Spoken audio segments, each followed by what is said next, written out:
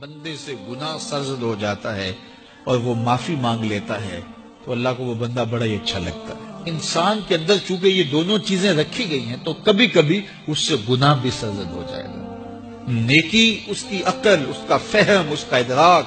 شریعت کی رہنمائی، انبیاء کی تعلیمات اسے بتائیں گی کہ وہ نیکی کے راہ پہ چلے، لیکن کبھی کبھی بائیں سمت سے جو خواہشات اور آرزو ہے وہ بھی اس کو گھیر لیں گے اور اچانک اس سے کبھی کوئی گناہ بھی ہو جائے گا۔ اور اگر اچانک اس سے کبھی گناہ ہو گیا، کبھی آنکھ بھٹک گئی، کبھی خیال بہک گئے، کبھی سوچ میں آوارگی آ گئی، کبھی زبان نے میلا لفظ بول دیا تو پھر کیا ہے؟ پھر فوری معافی مانگ لے۔ مومن جب گناہ کرتا ہے تو ایسی کیفیت ہوتی ہے جیسے ابھی احد پہاڑ تلے آ گیا ہے، اگر اس نے توبہ نہ کی تو کچل دیا جائے گا۔ اللہ اکبر، تو پھر فوری معافی مانگتا ہے تو یہ اللہ کو بڑا ہی اچھا لگتا ہے۔ اللہ کہتا ہے فرشتوں سے کہ دیکھو میرا بندہ آخر میری دہلیز پہ آیا ہے، تم گواہ ہو جو میں نے اس کے سارے گناہ معاف کر دیے۔ تو گناہ کے بعد جو شرمندگی ہے، دیکھیے ایک اور جملہ کہتا ہوں، نیکی کرنے کے بعد جو تکبر پیدا ہوتا ہے، میں بڑی نیکی کر لی ہے اور باقیوں کو بندہ حقیر سمجھنے لگتا ہے، اور اس سے کوئی غلطی سرزد ہو جائے اس کے بعد شرمندگی ہوتی ہے اور اپنے آپ کو چھوٹا سمجھنے لگتا ہے اور اللہ سے معافی مانگتا ہے، تو اس نیکی کرنے کے بعد وہ جو آپ کے اندر تکبر اور رعونت اور عجب پیدا ہوا، اس سے کہیں بہتر ہے کہ آپ سے اگر کوئی خطا سرزد ہوئی تھی تو اس سے آپ کے اندر عجز اور توبہ کا جذبہ پیدا ہوا۔ اور اللہ کو یہ بڑا پسند ہے کہ کوئی بندہ، کیونکہ ممکن ہی نہیں ہے کہ جب انسان ہے اس کے اندر یہ خواہشات رکھی ہیں تو کبھی اس سے، یہ انبیاء کی ذوات ہیں جو پاک ہیں، باقی کبھی کچھ خطا سرزد ہو جائے گی، اس سے معذرت کر لے۔ تو آپ نے نام سنا ہوگا ایاس کا، محمود غزنوی کا بڑا محبوب وزیر تھا اور بہت زیادہ بادشاہ اس سے محبت کرتا تھا، تو آیان سلطنت جلتے تھے، تو بادشاہ گاہے گاہے کوئی ایسا منظر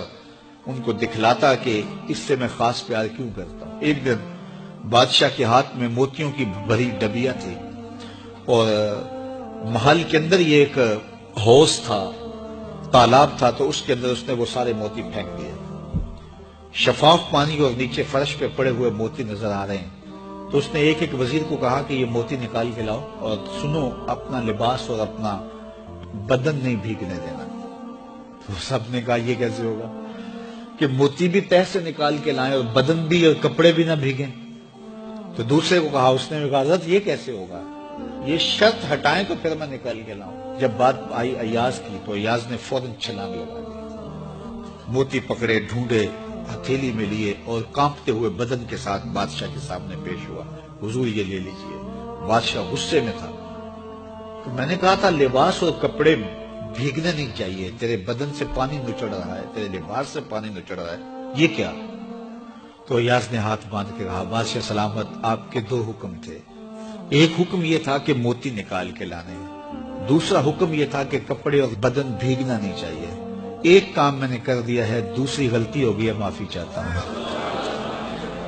تو کہا وزیرو یہ ہے خوبی اس کی،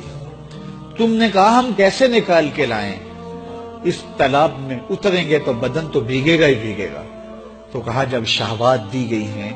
خواہشات رکھی گئی ہیں، آرزویں دیوانی ہیں، اور پھر اس کائنات کے اندر رہ کر کے حضرت انسان کبھی تو اس تالاب کی غلاظت سے اپنے آپ کو بھر ہی دے گا، تو پھر کمال کیا ہے کہ نیکی کے پھول پیش کر دے، سجدے کے موتی پیش کر دے، رکوع اور قیام کے موتی پیش کر دے،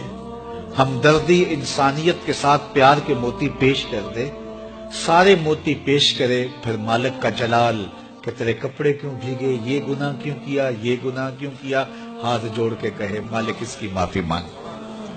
تو اللہ تعالیٰ پچھلے گناہ نہ صرف معاف کرتا ہے بلکہ ان گناہوں کو نیکیوں میں تبدیل کرتا ہے۔